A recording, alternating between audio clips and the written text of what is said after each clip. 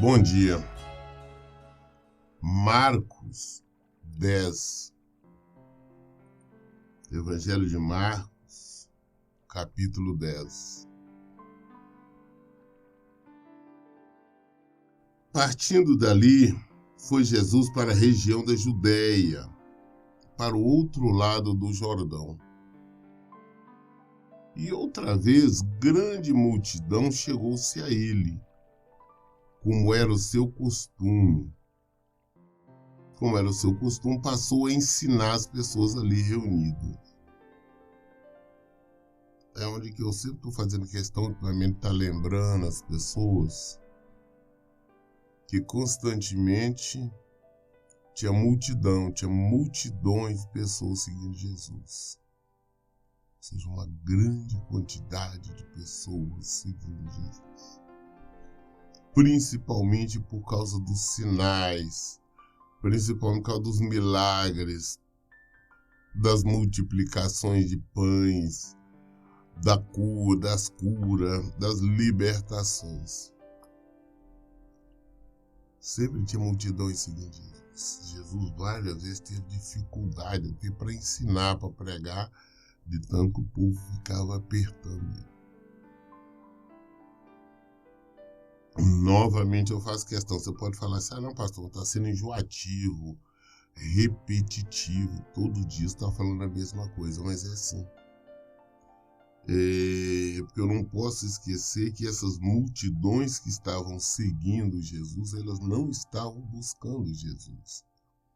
Queriam sinal, queriam milagre, queriam uma bênção, mas não queria Jesus. Porque Jesus, na sua prisão e morte, estava sozinho. Ninguém esteve com ele. Ninguém levantou a mão para tentar defender. Todos, sem exceção, acusavam.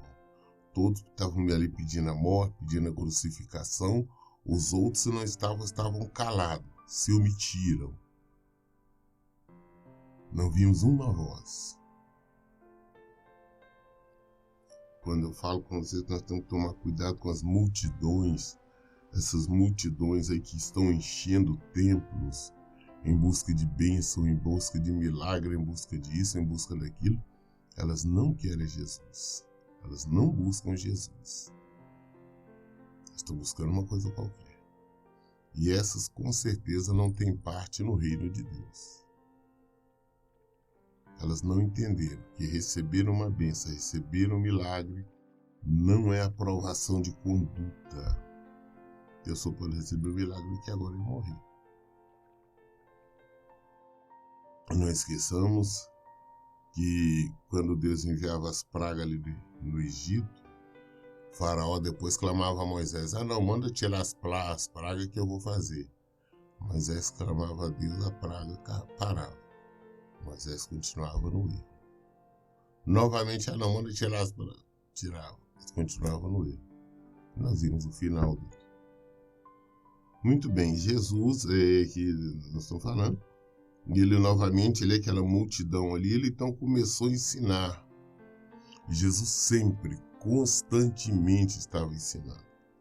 Jesus veio para apresentar o reino, apresentar o seu reino. Ele veio trazer o seu evangelho, apresentando as pessoas. Então ele constantemente estava pregando o evangelho da verdade, da salvação, da vida. Estava ali o tempo todo. Qualquer oportunidade que Jesus tinha, ele trazia ensinamentos.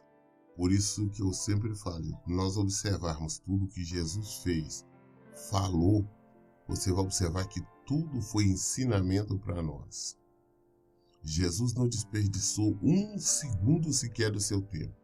Em tudo foi ensinamento. Até mesmo quando Jesus estava dormindo, estava nos ensinando. Quando ele estava ali repousando, dormindo no barco, ele estava nos ensinando. O tempo todo. Então, da mesma forma, se nós somos seguidores deles, nós também o tempo todo, com as nossas atitudes, com as nossas devemos estar ensinando o Evangelho. Alguns fariseus se aproximaram de Jesus e, para colocá-lo à prova, questionaram: é permitido o homem separar-se da sua esposa? Então os fariseus, os religiosos, os líderes da igreja, aqueles que diziam conhecer com profundidade a Deus, aqueles que diziam ser representante de Deus, aqueles que todos sábados reuniam-se ali para ler a Torá, né, o Pentateuco, os profetas, aqueles que viviam, todos eles tinham nas golas das suas roupas versículo bíblico escrito, outros na testa, toda parte tentando demonstrar uma intimidade, um conhecimento com Deus que não era verdadeiro. Aqueles que eram fiscais da lei. Estes religiosos chegam para Jesus e perguntam, olha, é permitido, né? A pessoa pode separar da mulher, é permitido separar da sua esposa? Um pode separar da sua esposa? Eles sabiam a resposta porque, se eles conheciam a palavra de Deus, eles tinham que saber. Se eles eram representantes de Deus, eles tinham que saber. Se eles ensinavam a palavra de Deus, eles tinham que saber. Porque para mim ensinar alguma coisa, eu tenho que saber. Eu não posso simplesmente repetir algo sem ter conhecimento. Então eles sabiam, mas não queriam a verdade. Versículo 3. Inquiriu-lhe Jesus: o que lhes ordenou Moisés? E Jesus, quando eles vieram, olha você ver, eles armaram uma, porque aqui falaram, como a Bíblia fala, eles quiseram tentar colocar Jesus à prova, armar uma cilada, um jogo de palavras para pegar Jesus. Vieram testar Jesus. Pode um homem separar da sua esposa? Qualquer coisa? Deus falou, escuta, o que Moisés, né, ordenou? Ou seja, o que a lei diz? A lei de Moisés, o que foi que está escrito na lei? Quais são a determinação da lei nesse sentido? Versículo 4. E eles replicaram: Moisés permitiu que o homem desse à sua mulher uma certidão de divórcio e a mandasse embora. Falou, olha, Moisés permitiu, autorizou, concordou, aceitou que o homem desse uma certidão, desse uma carta, uma certidão, um documento de divórcio e mandasse ela embora. É o que eles responderam. Olha, Moisés permitiu que o homem desse à sua mulher uma certidão de divórcio e a mandasse embora. Moisés permitiu. Nesse instante eu quero me lembrar da seguinte forma. Tem pessoas que chegam para mim e falam, pastor, naquela época não existia casamento, não existia documento de casamento, não existia lei, só viviam juntos, tudo certo. A pergunta é, se não existia documento, uma certidão de casamento, então qual a necessidade de uma certidão de divórcio? Então não existia. Para existir uma certidão de divórcio, tem que ter uma certidão de casamento. Qual que é a função do divórcio? É finalizar, terminar, anular, acabar com o casamento. Essa que é a função dela. Se não existe um documento escrito afirmando ali claro que sobre um casamento, qual é a necessidade então de uma certidão de divórcio? Aquilo, por exemplo, as pessoas que vivem junto maritalmente sem ser casados, as pessoas que vivem amigados, né? Que vivem nessa fornicação, quando separam não tem que dar documento nenhum. Porque não existe documento, eles não têm que ir em cartório, não tem que nada, porque não existe um casamento de fato. O documento, a certidão de divórcio só pode existir existindo o casamento. um casamento de fato e de direito. Então, quando Moisés determinou que desse uma certidão de divórcio, fica claro, fica entendido que existia o casamento de direito. Porque a certidão de divórcio é que cancela o primeiro documento, que é o documento do casamento. Então não adianta as pessoas vir com desculpa. Não tem que... Porque as pessoas querem justificar os seus pecados, justificar os seus erros. Porque vive aí amigada há vários anos aí na fornicação, querem justificar os seus erros. Aí não tinha documento? Tinha, sim, senhora.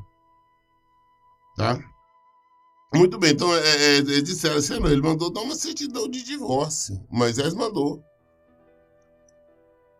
Versículo 5. Esclareceu-lhes Jesus: Moisés vos deixou escrita essa lei por causa da dureza dos vossos corações.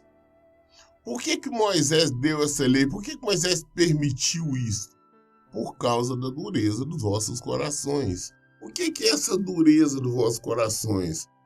É a impossibilidade de você perdoar. E olha que não estou falando só em adultério, não. Às vezes você não consegue perdoar o marido, não perdoar a mulher, ou a mulher não perdoar o marido, porque ela não cuida da casa direito.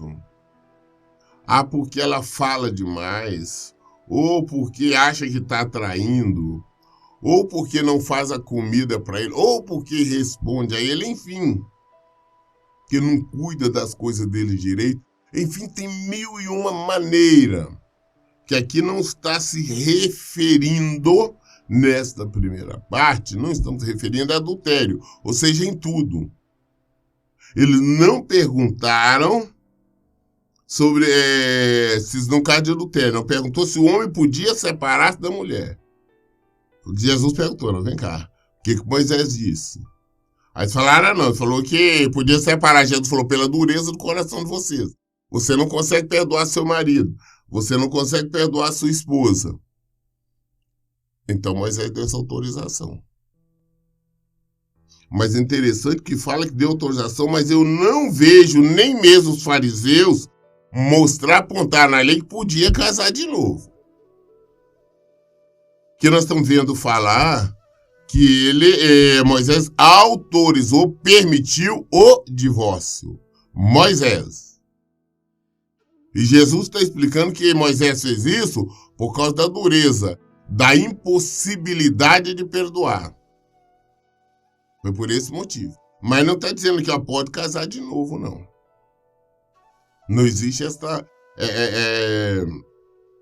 Interessante que não existe essa autorização em lugar nenhum da Bíblia. Nem mesmo na antiga lei, que nós estamos falando que os fariseus vieram questionar Jesus a respeito da antiga lei. Jesus está explicando aí sobre a antiga lei. Então vem as pessoas falar, não, mas Moisés deu carta de divórcio, está lá em Levítico, está lá em Deuteronômio, não pode casar de novo. Não, não pode. Nem naquela época, na época da lei, tinha essa autorização. Não existia essa permissão. Recasamento para Deus nunca existiu. Nunca. Nem na época da antiga lei. Nós temos que abrir os nossos olhos. Esse pecado, esse mal, essa desgraça que anda no meio do povo. Isso aí todos eles vão prestar conta a Deus. Porque não existe. Pode ter certeza que quem está envolvido no segundo casamento, tá? Cometeu um dos maiores pecados contra a palavra de Deus. Não adianta ele vir apontar e falar, não, fulano está no segundo casamento, pois ele é uma boa pessoa, tem caráter, tem aquilo. Não, diante do Senhor ele é um dos piores, um dos vis pecadores. E com certeza, se não acertar a vida, não terá segunda chance. Todos, igual tem artista aí que casou não sei quantas vezes, 10, 15, 20 vezes, estão totalmente perdidos. Se não se arrependerem e acertarem com vocês, estão perdidos. Mas nós temos que entender que mesmo naquela época, quando Moisés deu essa permissão, não permitiu casar novamente, e mesmo assim, a dureza do coração, essa impossibilidade de perdoar, conduz a pessoa ao inferno. Porque se nós não perdoarmos, nós não seremos perdoados. Nós temos que entender isto. Ah, pastor, de você, eu não casei de novo, eu estou salvo? Não, você vai para o inferno. Ah, por quê? Não, porque você não conseguiu perdoar o seu marido. Você não conseguiu perdoar a sua esposa. Não, mas eu não tenho raiva dele. Não. Você tem mágoa, tem raiva, prova tal que você não quer ele perto de você. Você também não vai ser salvo pela sua dificuldade em perdoar. Esclareceu-lhe, versículo 6. Entretanto, no princípio da criação, Deus os fez homem e mulher. Aí Jesus está explanando. Jesus não fala agora da lei, vai muito antes da lei, muito antes, vai lá na criação. Olha, quando Deus criou, a criação, quando Deus criou a terra, criou tudo, ele criou homem e mulher. Deus criou macho e fêmea. As duas classes que Jesus criou. Que Deus criou. Foi só macho e fêmea. Da mesma forma, não me venha dizer, não. Deus também criou ali homossexuais, transexuais. Não. Deus criou macho e fêmea. Homem e mulher. É o que a Bíblia fala. Deus criou Adão e Eva. Não criou Adão e Ivo, não. Tá? Então Jesus remete eles ao início. Olha, quando Deus criou, ele fez o homem, fez a mulher. E diz, versículo 7, por esta razão, o homem deixará pai e mãe e unirá sua esposa. E os dois se tornarão uma só carne. Desta forma, eles já não são dois, mas sim uma só carne. Então veja você uma coisa, gente, é isto que nós temos que entender, abrir os nossos olhos. É uma explicação simples, clara e direta. Jesus remete então à criação, fala, Deus fez o homem e a mulher somente, o macho e a fêmea.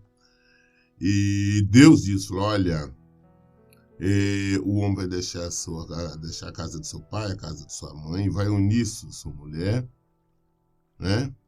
E a partir daí então se tornarão uma só carne.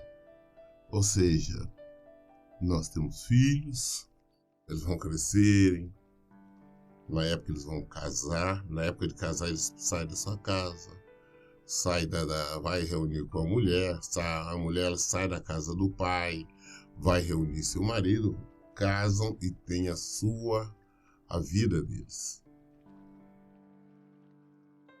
Casaram, como Deus disse. Então, se tornaram, de ser automaticamente ali no casamento, se tornaram uma só carne. É uma só pessoa. A partir de então, casou, marido e mulher, uma só carne. Quem uniu Deus? Pastor, mas eu não vejo isso, eu vejo um de um lado, do outro, mas daí você está falando com os seus olhos físicos. Mas Deus, no mundo espiritual, com os olhos espirituais, são uma só carne. Não tem meio termo. Ah, minha esposa está no Japão, eu estou na Alemanha, não importa, vocês são uma só carne. Ah, eu estou de um lado, ela está do outro, vocês são uma só carne. E não tem escapatória. E não tem desculpa. Uma só carne. Uma só carne. Se Deus transforma as pessoas em uma só carne, ele já vai falar aqui no versículo da frente, não tem condição de ninguém separar. Não tem. Por que mesmo Moisés lá atrás, permitindo o divórcio, por causa da dureza do coração, ele não permitiu um recasamento? Porque é impossível. Ele já está unido uma pessoa, ela já está unida a outra. Não tem como unir-se novamente. É impossível. É impossível. É a mesma coisa você pegar uma nota ali de R$10 e emendar ela numa de 20. Não tem jeito. Você está adulterando, falsificando uma célula, uma nota. Da mesma forma se é também quando um homem tenta se unir com uma mulher casada ou uma mulher casada com um homem, com outro homem. Então não existe a menor possibilidade. E outra coisa, nós temos que atentar que a maioria, tem muitos casamentos que dão errado exatamente por isso. Casam, querem ficar na casa dos pais. Casam, quer viver, eu acho muito errado. Vamos fazer um puxadinho aqui no terreno dos pais. Os pais estão ali intervindo, dando palpites. Errado. Você, para casar, primeiro organize sua vida para que vocês tenham condição de viver independente. Agora é a sua família, você não está ligado, você não é uma só carne com seu pai, nem uma só carne com sua mãe, não. Você é uma só carne com seu marido, você cresceu, casou, vai viver sua vida lá. Não ter essa situação, qualquer coisa, eu vou falar com o papai, vou falar com a mamãe, não. Se é para fazer isso, é melhor você não casar, porque senão você está pecando, você vai pecar, você vai para o inferno. Não venha trazer complicações para a sua vida, não venha trazer mortes para a sua vida.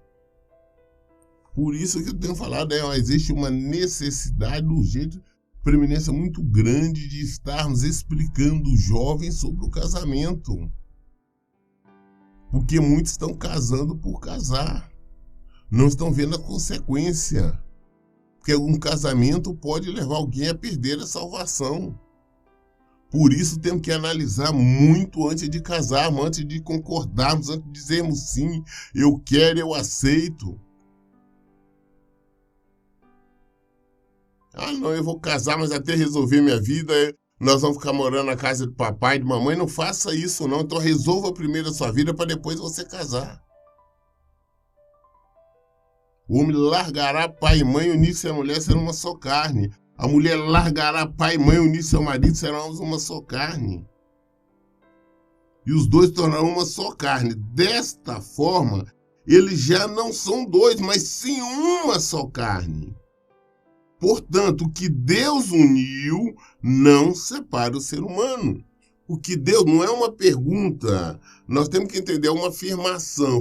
O que Deus uniu, o homem não tem condição de separar. Mas temos que uma certidão de divórcio, não vale nada, porcaria nenhuma.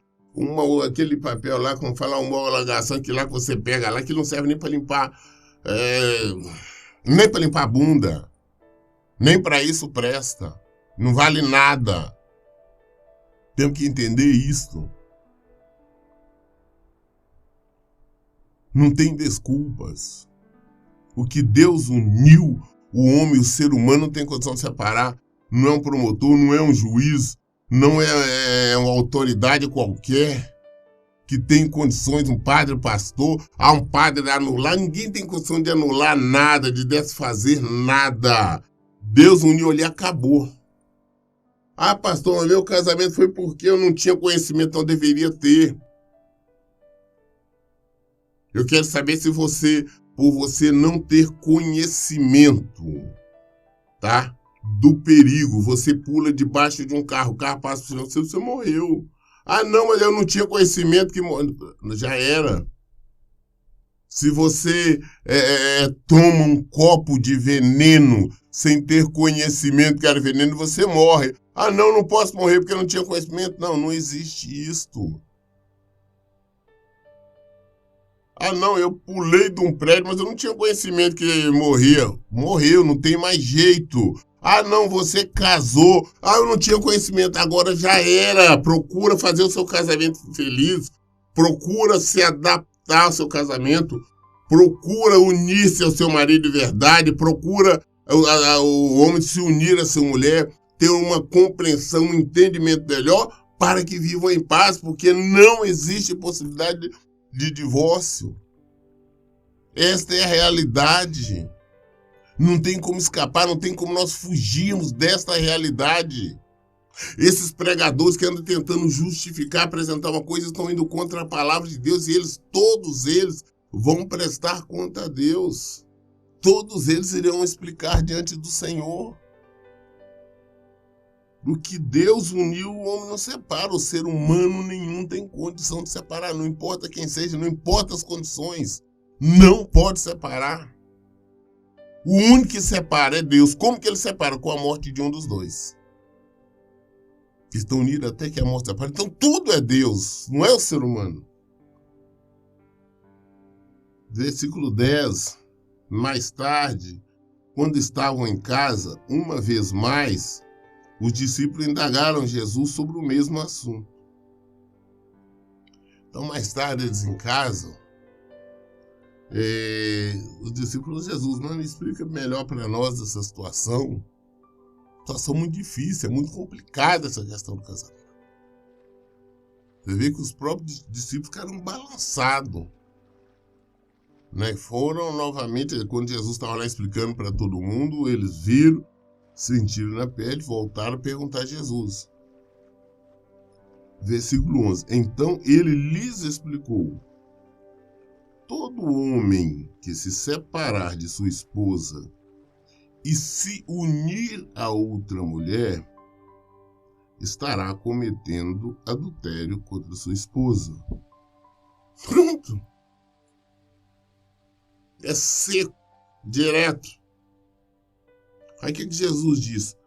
Todo homem que se separar de sua esposa e se unir a outra mulher estará cometendo adultério contra sua esposa. E aí? Onde é que está a permissão para recasar? Onde é que está a permissão para casar novamente? Onde? Não existe. Ah, não, minha esposa, ela é brigona, ela é isso, ela é aquilo, é aquilo outro. Ah, ela me traiu. Perdoa. Converse, ore, clame, mas não divórcie, não separe, senão você vai para o inferno.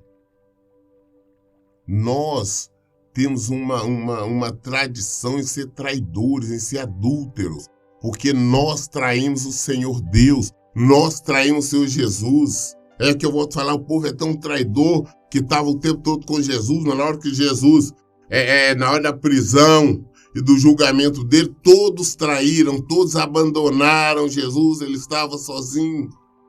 Nós constantemente estamos traindo Jesus. Nós sabemos que ele é o noivo da igreja, mas nós estamos vivendo no pecado, nós cometemos erro, inclusive até querer casar novamente. Nós cometemos um monte de falhas e queremos dizer depois que não podemos perdoar adultério se nós somos adúlteros. Quando nós estamos traindo a Deus, estamos adulterando com ele e depois nós não podemos perdoar, nós queremos que ele nos perdoe. Pela dureza do coração nós vamos para o inferno, isso sim. Aí nós temos que abrir os nossos olhos, temos que aprender a perdoar. Temos que aprender a reconhecer isto. Não importa o que a mulher fez, não importa o que a esposa fez, perdoa. Perdoa. Que é mandamento, é uma ordenança sua. Se não acontecer, você é um adúltero. Você está em adultério e o adúltero não herdará o reino do céu. Versículo 12, ele fala, da mesma maneira, Jesus falando, se uma mulher se divorciar do seu marido e se casar com outro homem, estará igualmente caindo em adultério. Ah, não é só para o homem, não é para a mulher separou do marido, casou com outro homem, está em adultério. Não existe um segundo casamento. Estas pessoas, estes indivíduos que se auto-intitulam pastores, para mim não importa se são teólogos, deixam de ser. Não importa o conhecimento, não me importa a idade, não importa o tempo que está em alguma denominação.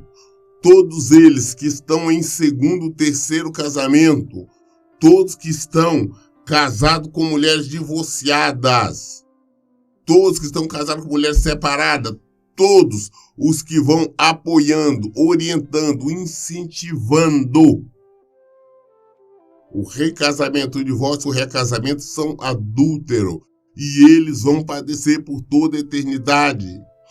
Todos esses indivíduos que aceitam, concordam nas suas denominações, nos seus templos, com pessoas em segundo casamento, eles estão apoiando o adultério. Quem apoia é adúltero igual e vão padecer por toda a eternidade. Temos que ser claro, Jesus é claro, Jesus é muito transparente, ele deixa muito visível aqui que não existe segundo casamento. Então não venha com essa história de dizer que é um homem de Deus, que ele, por isso ele entende, ele pode fazer. Não, eu não respeito, eu não tenho nenhum respeito, carinho ou consideração para quem quer que seja que vive no segundo casamento. Não tenho nem por nenhum daqueles que aconselha, orienta o divórcio, o segundo casamento. Porque o que eu tenho que defender é o Evangelho, a palavra de Deus, é o Evangelho de Jesus Cristo. E aqui ele deixa bem claro, o versículo 11 e o 12. Então ele lhe explicou: todo homem que se separar da sua esposa e se unir a outra mulher estará cometendo adultério contra a sua esposa. Da mesma maneira, se uma mulher se divorciar de seu marido e se casar com outro homem, estará igualmente caindo em adultério. Eu li hoje o livro de Marcos, capítulo 10, até o versículo 12. Toda dúvida nós esclarecemos no Evangelho, à luz da Bíblia. Por isso eu digo, em todo o tempo, leia e pratique a Bíblia. Que Deus abençoe. Tenha um bom dia.